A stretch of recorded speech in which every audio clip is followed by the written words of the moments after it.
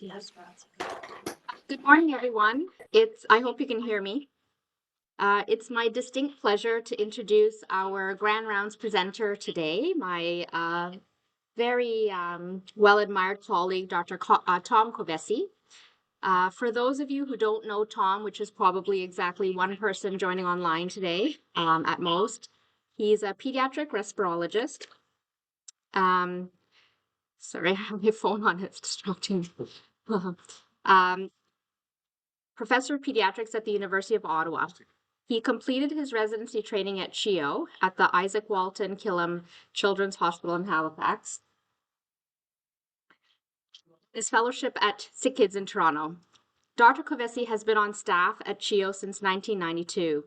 His work has included the development of Canadian National Asthma Guidelines, description of the respiratory complications of congenital tracheoesophageal fistula, and research on the effects of problems with indoor air quality on the respiratory health of Indigenous children, including Inuit children and First Nations children living on reserves in Canada. This is his primary research focus, and his research group has published the most comprehensive descriptions of indoor air quality in houses in Nunavut and First Nations Reserve in Northern Ontario that are available, as well as one of the largest RCTs on modifying indoor air quality in the world. Dr. Kovesi has served as chair of the Ontario Thoracic Society, chair of the Pediatric Assembly of the Canadian Thoracic Society, Chief Examiner for Pediatric Respirology, Royal College of Physicians and Surgeons of Canada, and Anglophone content expert in respirology. Unit 1, Faculty of Medicine, University of Ottawa. He's a member of the Executive International Network on Esophageal Atresia. So a very short list of accomplishments for Dr. Kovesi. The thing that I'd like to add that's not on Tom's bio is that from my perspective, amongst many researchers that I know, and I know lots of them, he tends to choose research questions that are super practical, super translatable to bedside care almost immediately. And today's talk is no exception. So with that, I will pass it on to my esteemed colleague, Dr. Tom Kovesi. So thank you very much, Dr. Radhakrishnan, for that very kind introduction. I'll be doing the land acknowledgement this morning. I don't like traditional land acknowledgements because they're rote and I think they lose their power. So I'm going to give one that I learned from a Cree comedian, and it runs like this. I want you to imagine that as Dr. Radhakrishnan was giving that very kind introduction, I was rummaging through her purse and I find her wallet. Um, and I steal her wallet. And I acknowledge that I've stolen her wallet. And I acknowledge that I ain't never giving it back. That's a traditional wallet acknowledgement. Now, Dr. Radhakrishnan's job is to reconcile her fact with the fact that I have stolen her wallet and reconcile herself to the fact that I ain't never giving it back. That's truth and reconciliation. Shimmy wedge. So let me get this running here. All right, so I'm going to start off with two kind of hypothetical cases. So Helena is a 9-year-old girl with asthma. She's got a 2-day history of a cold, wheezing and trouble breathing.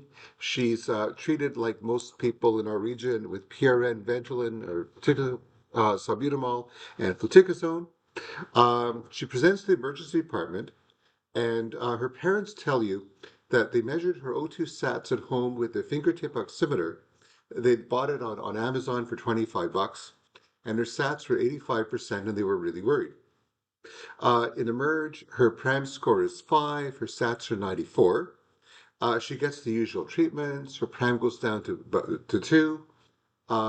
Emerge is ready to send her home, and the parents tell you that they're really worried. Her sats were 85 at home, and they want to get some more treatment before she leaves. And so, how do you feel about this? What are you going to do about it? And I'll warn you, for both of my cases, usually when you give cases in rounds, you give an answer at the end. And I'm not going to give you any answers. I want you to kind of think about how you feel about these things. So the second case is Maverick. Maverick is a 2-day-old baby born at 37 weeks.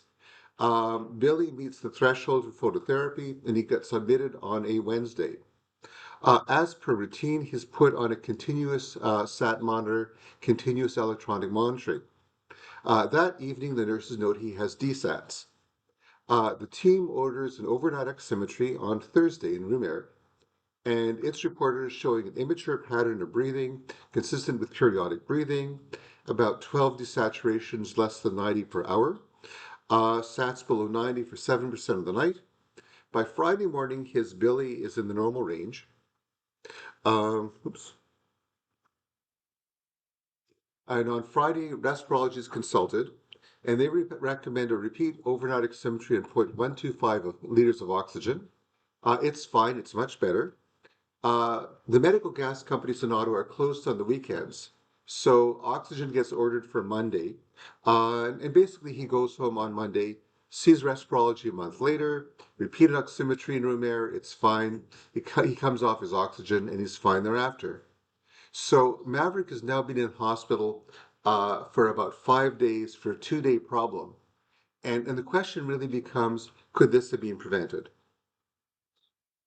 So the objectives this morning are to understand the accuracy and limitations of consumer-grade oximeters, recognize what portion of your patients have a SAT monitor at home, how people use it, and then in preparation for the viral season, we'll talk a bit about the use of oximeters in the hospital.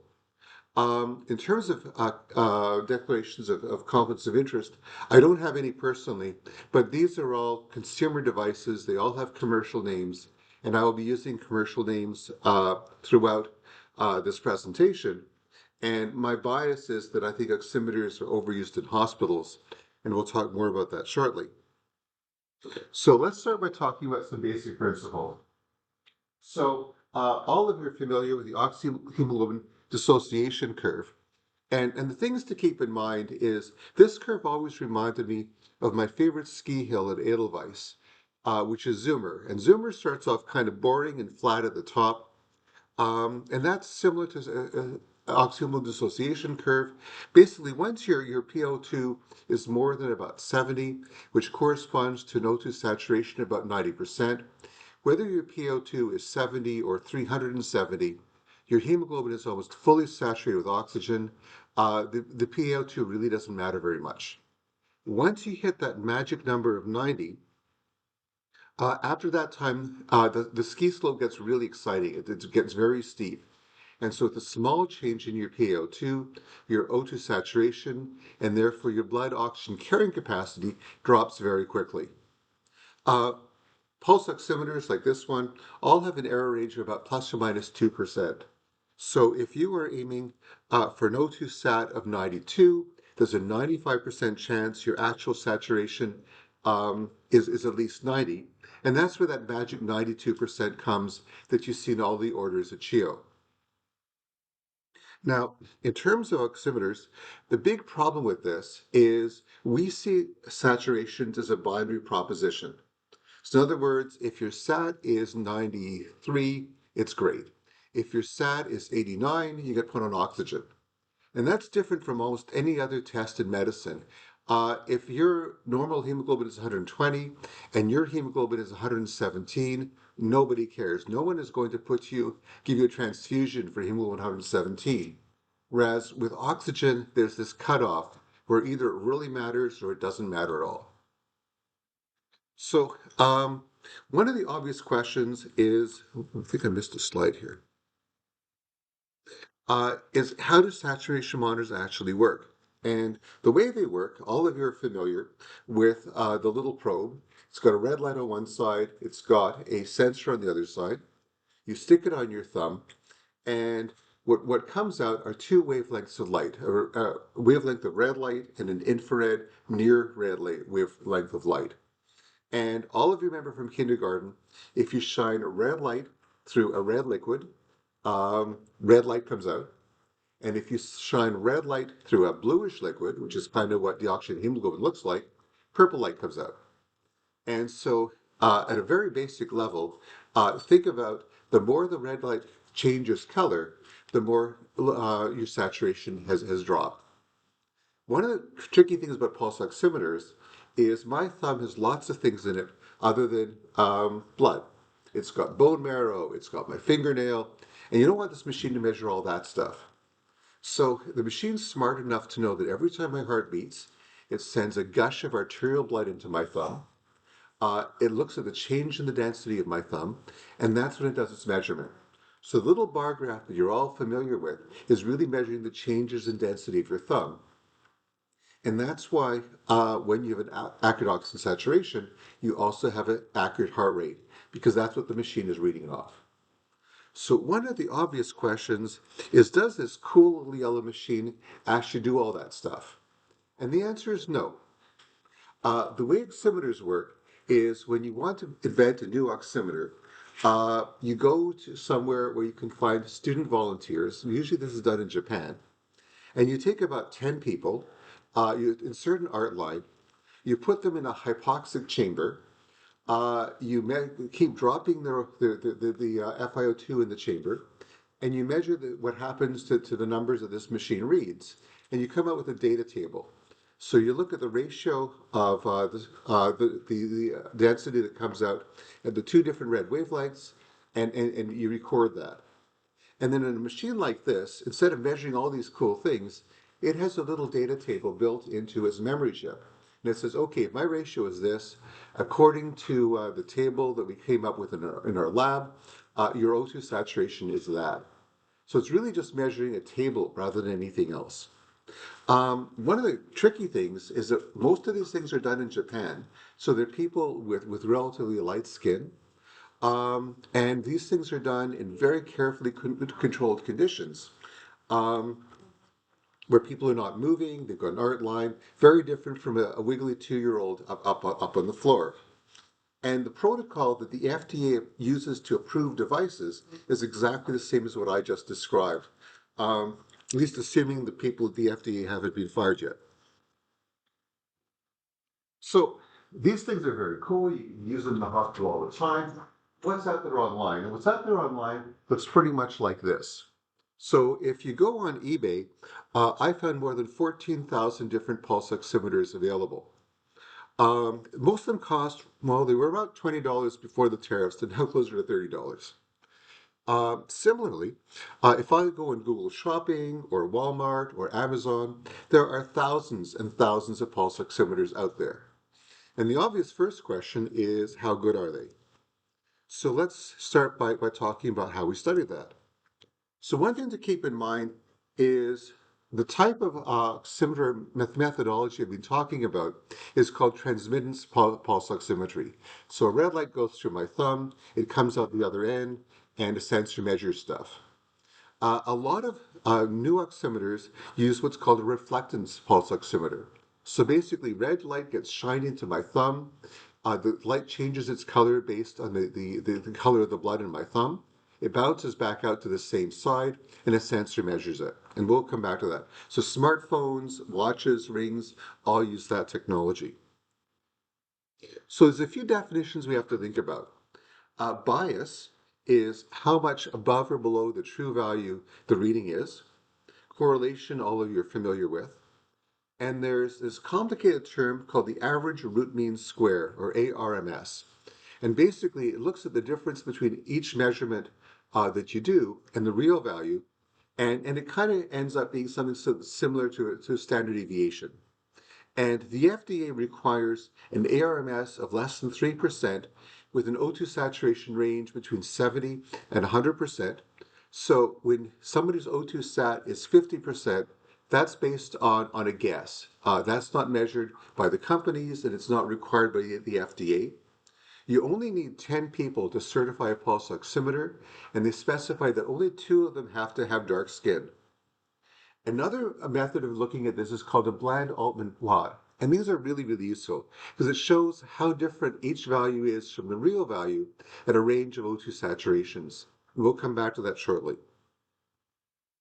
So of the research which has been out there, it's really very limited.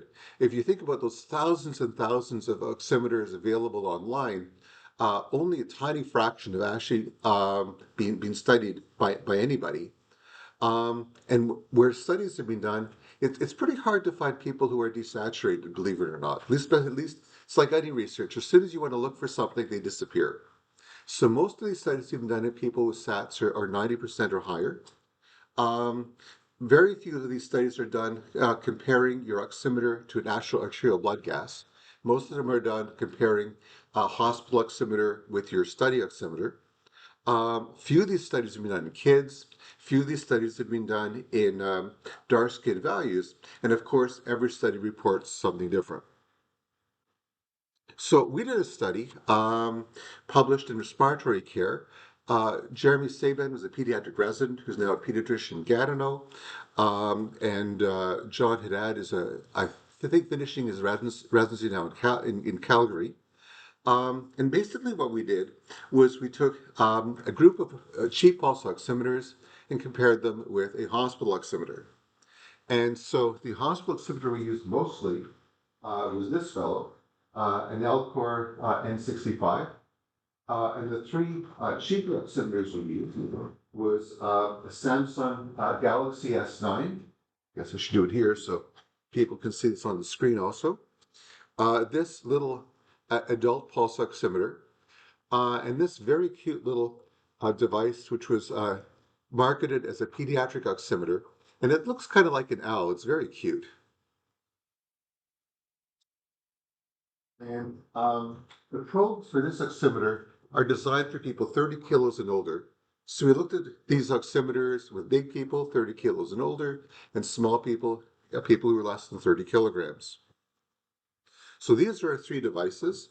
One was by a company called MCP Healthcare. One was by a company called Concord Emerald.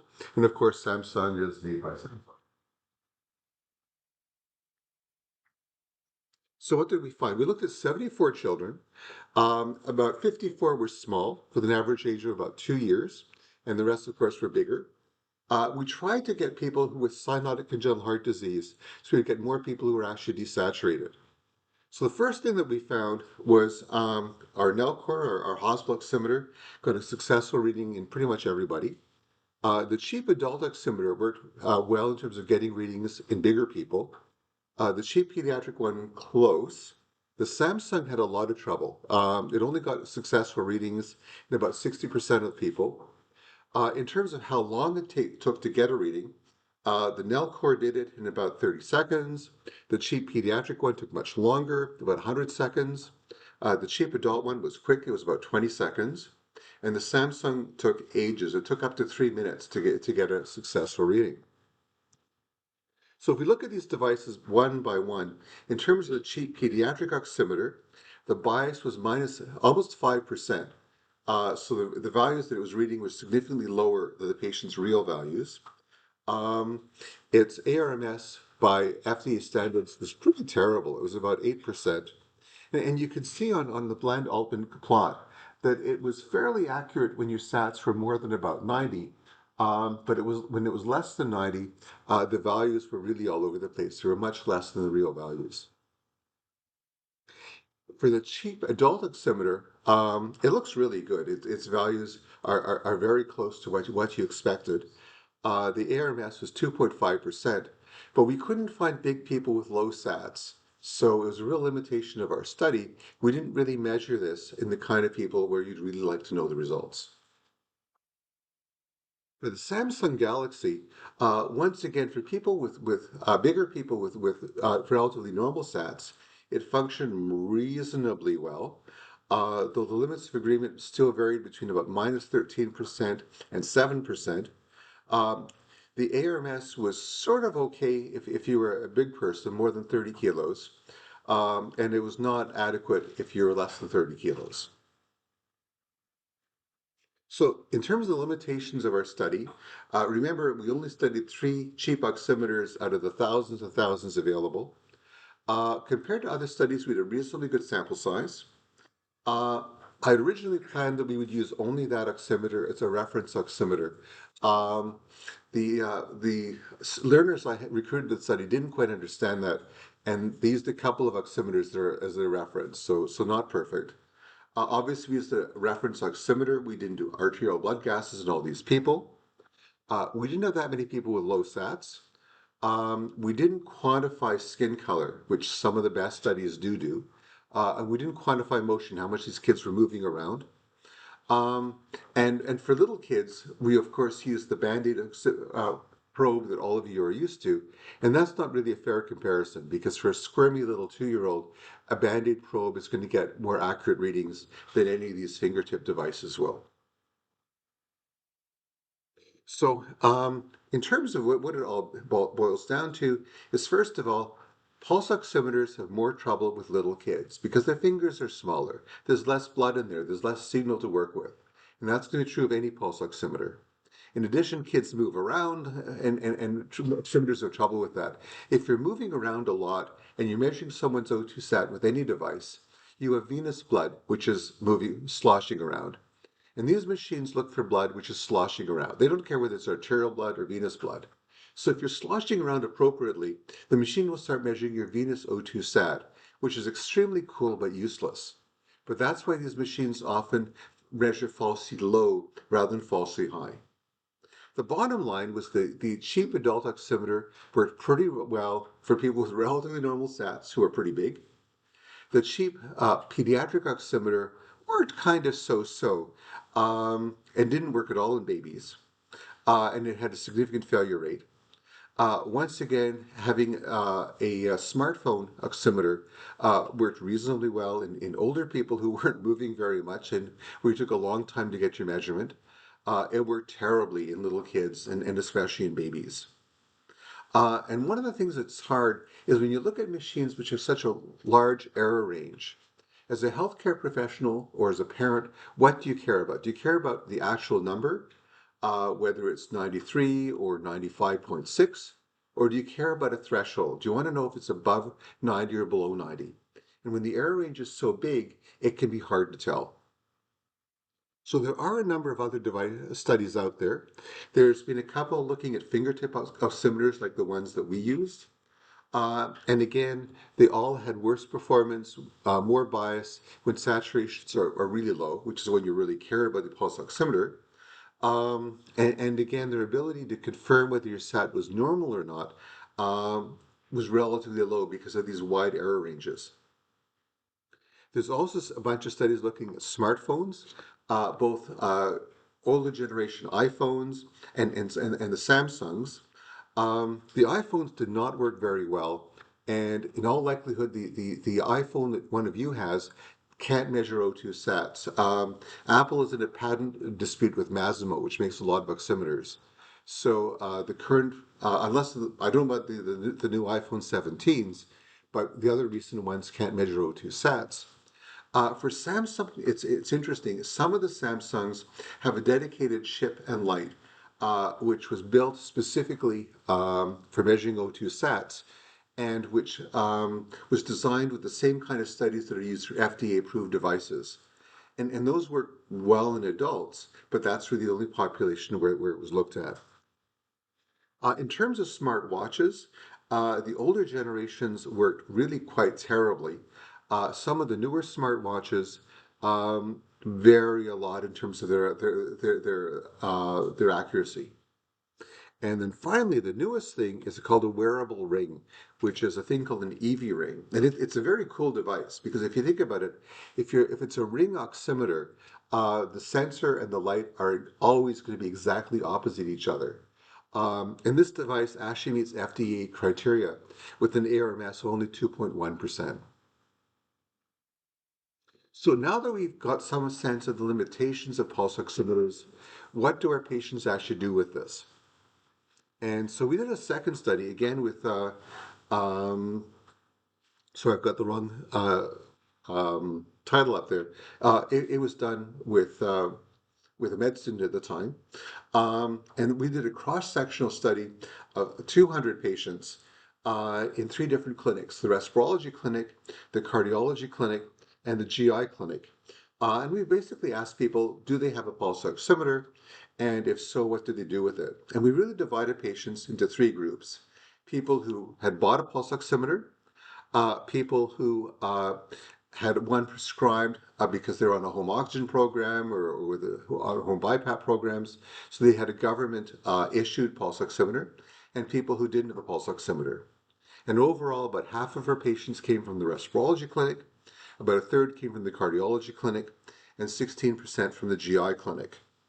And the average age of these kids was about 8 years of age. And only about 6% self-reported Black ancestry. So in terms of the population, 74% of these people did not have a pulse oximeter. About a quarter of them did have a pulse oximeter. Of the people who had a pulse oximeter, 81% bought them, 19% had one prescribed by a healthcare professional. And of the people who bought them, 84% had a fingertip oximeter, 2% had a smartwatch, and 2% had a smartphone. In terms of where the people bought them, who bought them, about half of them bought them online. 30% bought them at a pharmacy. I didn't realize how easy it is to buy these things at pharmacies, but they're common. 5% said it came with their smartphone or smartwatch anyways. 3% bought them at a medical supply center, and 13% borrowed their oximeter from somebody else. So in terms of what portion of our patients have one of these things, 50% of the people in the sleep and the home ventilation clinic had one, not surprisingly. 35% of people in the respirology clinic had an oximeter. 22% had it in the cardiology clinic. Of the patients with asthma, again, a third of them had a pulse oximeter at home. And in the GI clinic, where I didn't think anybody was going to have a pulse oximeter, 13% of people had a pulse oximeter. And the difference between these different clinics was actually not quite statistically significant. I think in a slightly bigger sample size, we would have found that. So when did they use their oximeters? 84% used it when the child was sick. That kind of makes sense. 11% used it every day or every night. 2% used it to monitor for chronic aspiration or as an apnea monitor. 6% bought one but never used it.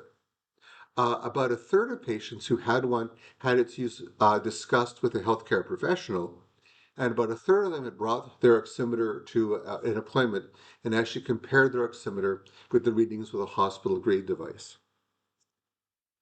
Another thing which we kind of asked is what do people consider saturations to be? So the green bars is what they felt a normal saturation is supposed to be. So most people felt a normal sat so between about 95 and 98%. So that's good. That's pretty close to what it really should be. In terms of what people thought their usual saturation, people reported the usual sats vary. That's the blue bar between about 90 and 100%. In terms of the saturation that made people worry, by far and away the commonest value was 90%, which fits exactly with our guidelines. That was great. And in terms of the saturation that would make people worry and decide to bring their kid to emerge, there was huge variation. Again, the commonest number, that's the red bar, was 90%, but there were people who would worry when their SATs were 70. Those are presumably cardiac kids. But there are also people who would bring their kids to emerge if their O2 SAT was 95 or 96%. So 18% of people worried when the child's SATs were 95% or higher. One parent said that if they were worried about the SATs, they would check the instruction manual. Two would check Google, I guess. One parent said I would use the symptoms and not the SAT monitor. And the mean O2 saturation that would make people go to emerge was 88%. And it was significantly lower in the cardiology patients, presumably more of those patients had cyanotic congenital heart disease, where they expected the normal SATs to be lower anyways. Interestingly, 37% of these people visited the emergency department because of their child's O2 SAT. So you can realize just how much of an educational opportunity there is dealing with these devices. We asked people how accurate are the device. 70% felt it was very accurate. 30% felt it was somewhat accurate. Nobody felt it was less than that. So once again, we have this subgroup of patients who actually got a pulse oximeter prescribed by a healthcare professional and delivered through the Ministry of Health. And for those people, 40% used it every night, 30% used it every day, and 30% used it only when they were worried.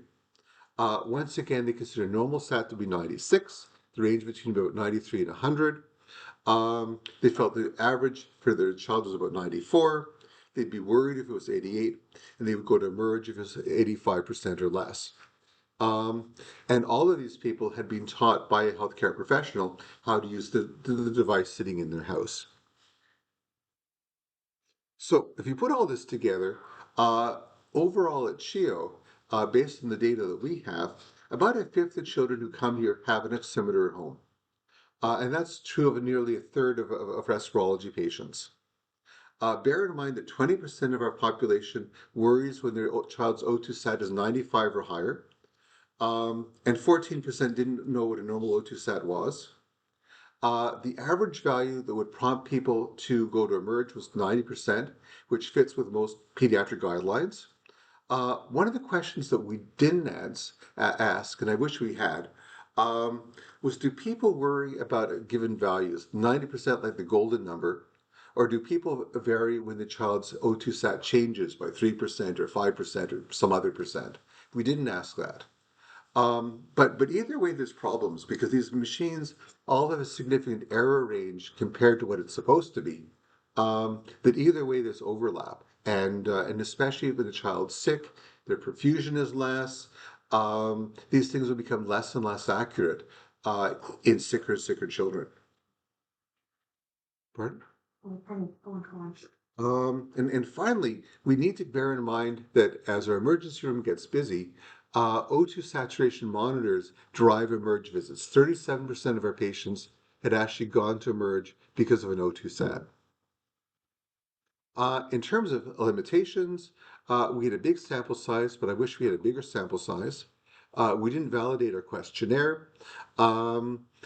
Again, we didn't look at thresholds. We should have asked parents what's the range that their O2 sat was normal. We didn't do that. We didn't have precise medical diagnoses. And maybe the GI clinic are a more medicalized population than the average kid living in Alta Vista in Ottawa. Maybe these people worry more, and maybe that number is artificially high. We don't know. Race was self-reported. And again, we didn't ask the healthcare professionals whether they had a target O2 range that they cared about, O2 sat range. So there's only one other study that's ever looked at people who have pulse oximeters at home. And this was a study looking at 30 adults with COPD in Australia. And in this population, most of whom bought their own pulse oximeters. And the bottom line was they used their pulse oximeters to adjust their own O2 treatments at home. So based on these devices of variable accuracy, they would dial up the flow rate on their low flow or dial it down based on the numbers that came out of these machines. So I think there's room for more research, and if there's an interested resident, I think there's the opportunity for another study here. And I think the questions we need to ask is first, what makes people decide to buy an oximeter? What range of O2 sats do people consider normal? Do families typically make decisions based on a given value, that threshold value, or based on a trend? And how much trust do healthcare professionals put in the numbers which are reported by families? In other words, if somebody comes into emerge with a SAT of 85 reported at home, how much do you worry about that? How much do you believe it? And that's true both in emerge and I think also in our clinics. So in terms of the conclusions from this study, I think you should bear in mind that up to a third of your patients have a pulse oximeter. These things all have a significant error range, meaning that using these machines is a bit problematic. Based on our data, if someone's O2 sat is normal, it's not, they say it's 96, it's likely normal. However, if it's lower than that, the number really could be anything. It's worth keeping in mind that this is an ever-changing landscape. The devices available on Amazon, I'm sure, change every couple of months. Even when it's the same device, they probably get upgraded and whatever. Nobody really knows what's really happening out there. People ask me, based on all of these studies out there, if you've got a family who are very wealthy, who really want to buy an oximeter and want to buy the best, or maybe they've got really good insurance, what should they buy? And my answer is really a couple of devices, but these are all true only for larger children or really adult-sized children. And so my answers would be the Samsung Galaxy S9 or later, or the Galaxy Smartwatch 4 or later. Those use that special chip, which is actually been tested at least to FDA standards, even if it's not FDA approved. The EV ring and the Lucky O2 ring, which are those ring devices, um, and the known and true O2 and Onyx Vantage are both FDA approved oximeters, which you can buy online without a prescription. And these things all cost about $600. So I think what these studies are telling us is that asking if a family has a pulse oximeter at home needs to become part of our respirology history. We should be asking this routinely. If they have a device, we should be educating them about how to use the thing properly, how to interpret the display, what the limitations of the technology are, and to look at the display in the context of how the child looks as well. So look at it in terms of the clinical picture. Um, we should encourage people to bring the devices to appointments and to emerge so they can compare their devices with hospital grade devices. And there are a couple of decent websites available to help educate families on proper use of these home devices. So if we go back to our case, this is the 9-year-old girl with asthma whose SATs at home with a fingertip device was 85%. And how should you interpret that? I'll let all of you decide, based on all this data, what you think you should do with that number. And with that, I want to change channels. Obviously, it's September, it's CHEO, respiratory viral season is around the corner. There will be lots of people coming here, and they're all going to get their O2 sats measured. So, a couple basic principles of the pulse oximeters. Number one is pulse oximeters lie. If you have motion artifact, you will not get an accurate reading. So first of all, always ignore the O2 sat if the child is coughing, crying, pooping, eating, vomiting. There will always be motion artifact. It really doesn't matter whether the O2 sat is 85 or 25. The number doesn't mean anything. If the display doesn't fit with your clinical impression, make sure the probe is on properly. Sometimes we reuse those Band-Aid probes for weeks and they get dirty and grungy and they're not accurate. Get a new probe put on. Make sure that the light emitter and the sensor are exactly opposite each other.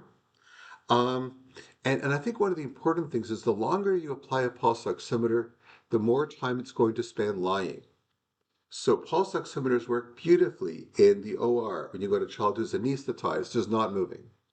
If you have a critically ill child, again, they probably don't move very much and it's going to be accurate. Once that child is getting better and they're busy and they're moving around in their bed, the machine will be less and less accurate. And the best way to get rid of desaturations is stop measuring the O2 sat, which in other words means changing the order from being a continuous oximeter to getting O2 sats Q2 or Q4 or whatever it is. And part of when you're examining a patient, you're going to be shocked if you look how many kids who look absolutely fine are still attached to a continuous oximeter. And when you see that, simply change the order so the SATs are measured Q4 or whatever, and it's going to help solve the problem. Now, another thing to keep in mind is during COVID, a lot of data become much more evident that oximeters lie even more if you've got dark skin. And this became a huge issue in New York City the early days of COVID when you got admitted to hospital if your O2 sats were low. And what studies really found, there's a bunch of studies out there, is most of the devices overestimate O2 sats in Black people, typically by around 3 to 5%. Which means that if you were Black and you walked into the hospital and your O2 sat was 91, everyone said, great, go home. But your sat actually could have been 87 and you should have been admitted. So we need to bear that in mind, that these numbers are a little bit artificially high in people who are Black. And another crucial thing to keep in mind is a lot of people who have sickle cell anemia also happen to be Black. And sickle hemoglobin has a different affinity for oxygen when it's polymerized. So it's got normal affinity when you're not hypoxic, but it's got abnormal affinity when you are hypoxic. And in this case, you may again have a falsely high reading. Your sats may be lower than you think it is. So another piece to keep in mind as bronchiolitis season heads up towards us is there's been a couple of studies looking at how people deal with O2 sats for babies with bronchiolitis. And first thing to keep in mind, there's been a couple of surveys that people are more likely to give oxygen if the sats are more than 92% rather than 94%. Emerge doctors are more likely to admit when the sats are a little bit low. Um, but in one study in San Francisco, a quarter of patients were stayed in hospital longer because they were given oxygen longer because of their oximetry results. So once again, that really comes back to the concept that when you've got a baby with bronchiolitis that's getting better, turn off the continuous pulse oximeter. Um, in another study, again, if you aim for somewhat lower target, you got fewer saturation alarms, and you're likely to get discharged more rapidly. There's been a couple of studies, one interesting one in 4 United States hospitals, where they randomized patients to either continuous oximetry or intermittent oximetry. And the patients with intermittent oximetry, if their SATs were low, then they got on a spot check. Then they got 5 minutes of continuous oximetry, unless their SATs were really below 80, in which case they got put on oxygen. And disappointingly, in that study, the length of stay was actually not significantly different for the people on continuous or intermittent pulse oximetry. Another study which was actually done in 6 hospitals in Ontario, including at CHEO by Catherine Pound, again, randomizing patients to continuous, what the heck? Oh, wait. Or intermittent oximetry. Again, they found that O2 tended to be used less oxygen. O2s tend to be used less often with intermittent oximetry, but the differences were not statistically significant. So even though I really believe that intermittent oximetry gets kids home faster, the data doesn't quite support that yet. So let's go back to case number two. So case number two, as you recall, is Maverick, the 2-day-old admitted with jaundice, who spent nearly a week in hospital because of low SATs, um, had been put on a continuous oximeter when he arrived, even though he didn't have any respiratory issues. I think all of you can kind of guess what's the best way to have shortened his length of stay. So the final piece that we'll talk about is you've got a child up on the ward with bronchiolitis. They look fine. You want to send them home. They've been on continuous oximetry despite today's grand rounds. In the morning, you come into the rounds, and the nurses say, well, the child had a couple of DSATs last night, so we put the patient back on oxygen. And you really don't know if they were real DSATs. Was it motion artifact? It's hard to tell.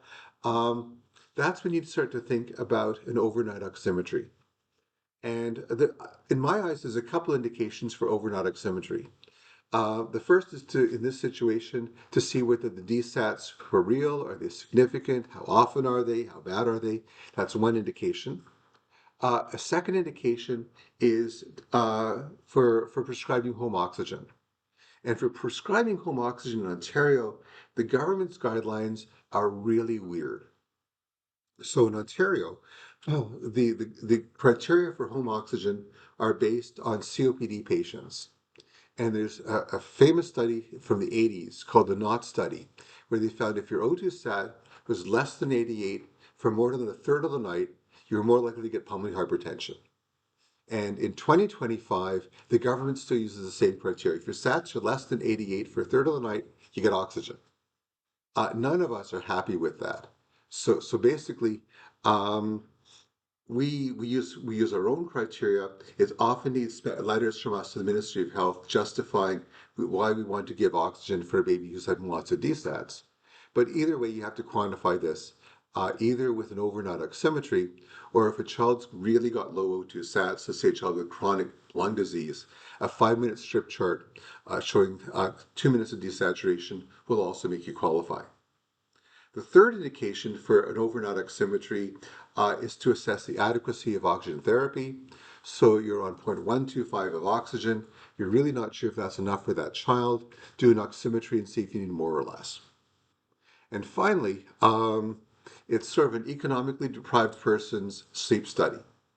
Um, and bear in mind, the oximetry, as the next slide will show, really only shows two things. You've got a recording of oxygen saturation over time and heart rate over time. So first of all, if you see a DSAT, um, we can't tell you whether it's a central apnea or a sleep or obstructive apnea. They all look the same. And certainly if you're doing an overnight oximetry, the most useful thing to do is either have a house staff spend a little time by the bedside or ask the nurses, when the child desats, what is the child doing? And often if you just sort of take off the bed cover a little bit, look at the child. If they're desatting and they're absolutely not breathing, you know it's a central apnea. If they're obstructing like mad and they're desatting, you know it's an obstructive apnea. But this machine will not give you that information. The next key thing to keep in mind is that with these devices, the one that we're using, if this motion artifact and poor signal quality usually gives us this, the line changes from green to red, and we can discount that, but it doesn't always work. So if you see a DSAT, it's possible that it's real, and it's possible the machine is lying. So there's limitations to this technology. So at the end of the day, bear in mind once again that these machines won't tell you why someone desats. Having a bedside log, so you know that at 2 in the morning the baby was fussy and mom picked up this baby and was rocking the baby around, and that's why the SATs are going all over the place. That's useful information for us. Bear in mind that when we read these studies, deciding whether DSAT is real or artifact is purely subjective, and at least a lot of the time. And you can give the same oximetry to Dr. Katz or Dr. Radhakrishnan or I, and you'll probably get slightly different answers in terms of interpretation. Um, Also keep in mind that if you have obstructive sleep apnea, you can obstruct and not desat. On the alternative end of things, you could have obstructive sleep apnea, and your DSAT could be because of motion artifact and not because of your apneas. So the sensitivity and specificity of these machines for determining sleep disorder breathing is relatively limited. Another huge issue is there are no set criteria for how to read an overnight oximetry. And you can go to 15 different pediatric hospitals, and you'll probably have at least 10 different ways of how people read these results. A number of centers use an eyeballogram. You look at the sheet of paper and say, well, it looks pretty abnormal to me. Um, and that's all the people do. At CHEO, I guess I started this, but I felt we should try and quantify this as much as possible because that way we could look at response to therapies. So you have a child with Pierre-Robert sequence, they have 36 DSATs per hour, we put in a nasal trumpet, we do it again, and they have 14 DSATs per hour. That's useful information, I think, for the ENT teams or the pediatric teams, which is why we quantify these things. But the bottom line is when you order one of these things, on average, it takes us about 20 minutes to read one. And on the other hand, since the government knows that a lot of people just eyeball these things, the amount of remuneration you get on the OHIP fee schedule for those 20 minutes is $13. So they're not a really economically viable way of generating revenues, but it is what it is. So, to me, what are the rules for overnight oximetry? The first one is do the study when the patient is clinically stable. Giving me an oximetry to read and I'm going to spend 20 minutes for my $13. When you say, well, the child's in the middle of having a severe rhinovirus infection, we were pretty sure it was going to be bad. is frustrating. It's a waste of time and money. It's not going to give us any information. If you have a child who's having multiple interventions, they have severe hypoglycemia and they need a blood sugar measured every 2 hours. Remember that an overnight oximetry is supposed to be kind of like a poor person's sleep study. And if you're waking up every 2 hours for a blood test, you don't sleep and you have solid motion artifact. So again, you need a child who's stable, who's not needing interventions all through the night. Um, when we read an oximetry, given that these things take a while, if you're on two different FiO2s, to give us meaningful results, we have to measure all of these values both on one FiO2 and then on the second FiO2. And we're willing to do it for two FiO2s. If you're titrating oxygen, so we get a report saying this child was on 0.03 liters of oxygen for an hour, and then 1.25 hour for an hour, and then 0.25 for another 2 hours, and then back to 0.125 for an hour. And we're supposed to interpret all four different periods separately. It would take the patience of a saint. Us are that saintly. So never ever do an oximetry to titrate oxygen. What we want you to do is kind of make a guess what you think is the right FiO2 for that patient, do your oximetry, and then we can tell you if it's the right FiO2 or not. Never order a daytime oximetry. Um, Babies are all more awake during the daytime. You get more motion artifact, and you can't interpret the result. And similarly, if you order a 24-hour oximetry, which A, takes forever to read, and B, is full of motion artifact, we will be thinking unkind thoughts about you. Do not do that. And finally, if the study is not working out, you start the study and that night the child comes down with paraflu, or the child's whatever, got a UTI and is up all night being irritable. Just cancel the study and order it for another night. Having us spend 20 minutes to read a study that's uninterpretable, again, is a waste of time. We also really depend on the bedside nursing and RT staff to keep an eye on these devices to make sure the machine is attached properly, it's reading correctly. Doing a study where after an hour the thing falls off, again, is frustrating. So when I when I was a third year Peds resident at CHEO, that's when CHEO got our first two pulse oximeters. And they were this model, they were Nalcor N100s. And they both came in a little cart with wheels. And we thought it was the best thing since the Sony Walkman. So up until then, to look at gas exchange on a pediatric patient, you either have to do an art gas, and none of us like doing art gases, or at night the residents would do cap gases.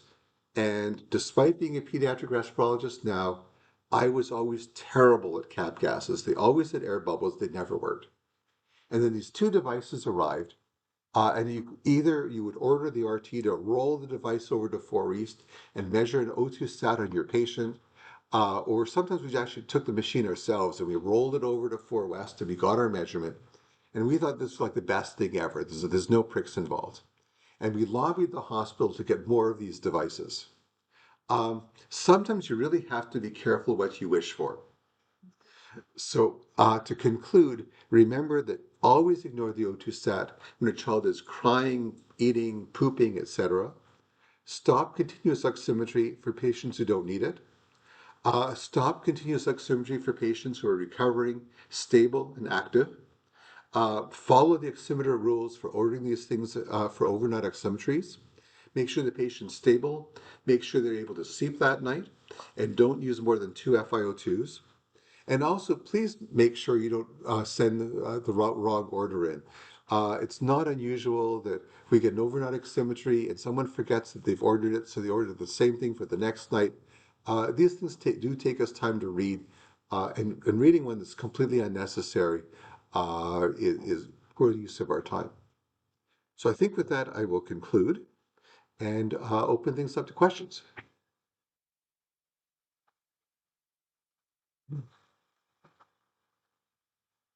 Yeah. There's some people who would maybe do their own oximeter. we have data on the outcome? Like, was there treatment needed, admission needed, or we don't have data? It's another study waiting to be done. It's an excellent question. Dr. Katz. Thanks for an excellent talk, Todd. I wholeheartedly agree with everything you said. One of the things that often is a source of frustration is that the patients sometimes seem to look like they're quite well on the board on oximeters, and then people order an overnight oximetry and then are surprised to find how many desaturations the patient actually has. And it becomes frustrating for the teams treating, for us, it's very bad news, and for the families. And I think there's an important technological difference between the ward oximeters and the ones at home. And I wonder if you want to comment. Sure. So the first question had been, is there outcome data based on families using oximeters at home? And we don't, it's a great question, we don't have an answer. And then Dr. Katz's comment is that often people are frustrated that we see many more DSATs on our oximetry studies than you see on the bedside oximeters. And that's partly intentional. Um, Studies have shown that all of us ignore alarms on electronic devices. And studies have shown that pulse oximeters will pick up DSATs that no one notices, even in critical care units like NICUs and PICUs. And certainly from an NICU point of view, one of our bits of advice is our worst case scenarios is child's um, has BPD, came off oxygen a week ago, they're supposed to be discharged tomorrow, and the night before someone orders an overnight oximetry, and we will find lots more DSATs than NICU had been aware of. So then we order another oximetry, we start oxygen, and everyone wants to throw a shoe at us. Um, so in that kind of scenario, get the oximetry a week before you think they're going home so we can get things done ahead of time and not delay discharge. But the reality is first that these devices will pick up more DSATs than you will pick up at the bedside.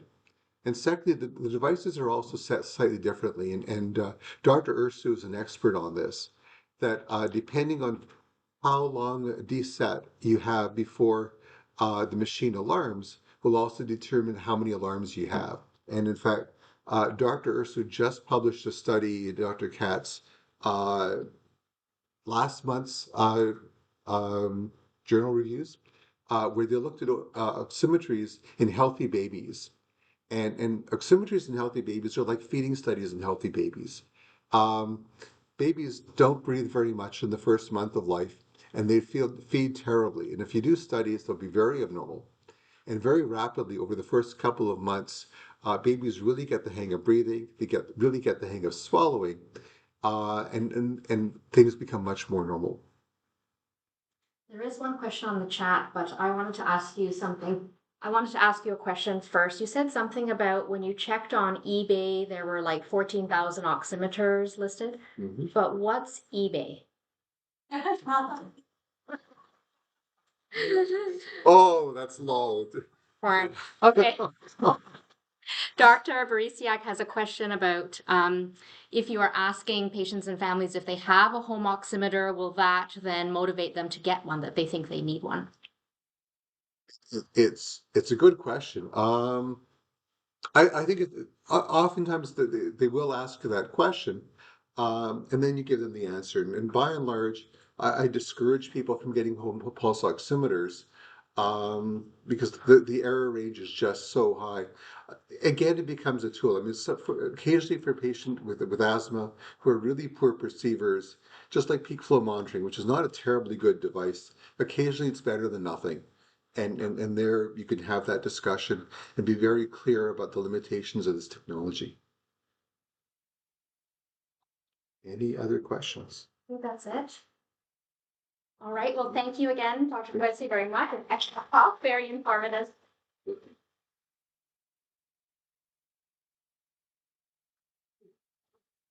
We'll put more into the words.